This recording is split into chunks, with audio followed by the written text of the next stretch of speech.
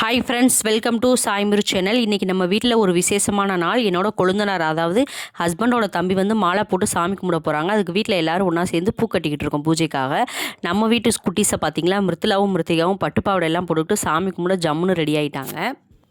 வீட்டில் வந்து பூஜை வந்து ரொம்ப சிறப்பாக தொடங்குச்சுங்க. எல்லோரும் பக்தியோட சாமி கும்பிட்டோம். ஊர்லேருந்து அப்பா, அம்மா, தங்கச்சி எல்லாருமே வந்திருந்தாங்க. அத்தை பார்த்திங்களா ரொம்ப நேரமாக சாமி கும்பிட்டுக்கிட்டே இருந்தாங்க.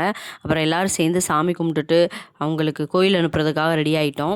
பாப்பாங்களும் பார்த்திங்கன்னா நல்லா சமத்தாக சாமி கும்பிட்டுட்டு இருந்தாங்க. சாமி கும்பிடும்போதே சாமியே சரணமாய்ப்பான்னு சொல்லிக்கிட்டே சாமி கும்பிட்டுட்டு இருந்தாங்க. அப்புறம் எல்லோரும் சேர்ந்து சாமி கும்பிட்டுட்டு நாங்கள் கோயிலுக்கு கிளம்பிட்டோம். இப்போ நாங்கள் கோவிலுக்கு வந்துட்டோங்க. இங்கே தான் வந்து இருமுடி கட்டுறாங்க.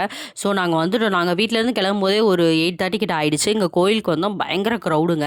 ஆல்ரெடி நிறைய பேர் நம்மளுக்கு முன்னாடி இருந்தாங்க. சரின்னு சொல்லிட்டு நாங்களும் கொஞ்சம் நேரம் வெயிட் பண்ணிகிட்டு இருந்தோம். அப்புறம் நாங்களாம் அங்கே போய்ட்டு உட்காந்துட்டு பக்கத்தில் டீ கடை இருந்துச்சு, வாங்கி எல்லோரும் டீ குடிச்சிட்டு இருந்தோம். அப்புறம் அவங்களாம் பேசிக்கிட்டு இருந்தாங்க. அவங்க ஃப்ரெண்ட்ஸ் எல்லாம் வந்திருந்தாங்க. எல்லோரும் கோயிலுக்கு போகிறவங்க எல்லோரும் இருமுடி கட்டிகிட்டு இருந்தாங்க. அப்புறம் எங்களை கூப்பிட்டாங்க. அப்புறம் அவங்களுக்கு இருமுடி கட்டிட்டு அப்புறம் அப்படியே சாமியை 3 ரவுண்டு சுற்றணும்ல, அந்த மாதிரி சுற்றி எல்லாம் முடிச்சு அப்புறம் சாமியெல்லாம் கும்பிட்டு முடிச்சுட்டு அதுக்கப்புறம் பக்கத்தில் வந்து இவங்க அன்னதானம் போகிற மாதிரி சொல்லிக்கிட்டு இருந்தாங்க. அதாவது நம்ம எல்லோரும் சேர்ந்து கோயிலுக்கு போகிறாங்களே, இவங்க எல்லோரும் ஒன்றா சேர்ந்து ஷேர் பண்ணி பக்கத்தில் ஒரு மஹாலில் வந்து அன்னதானம் போகிறோம்னு சொல்லிட்டு இருந்தாங்க. சரி, இவ்வளோ தூரம் கோயிலுக்கு வந்துட்டோம், எப்படி அன்னதானம் சாப்பிடாம போகிறது, வாங்கன்னு சொல்லிட்டு எல்லோரும் ஃபேமிலியோடு அங்கே போய் பூஜையெல்லாம் முடிச்சுட்டு சாப்பிட கிளம்பிட்டோங்க.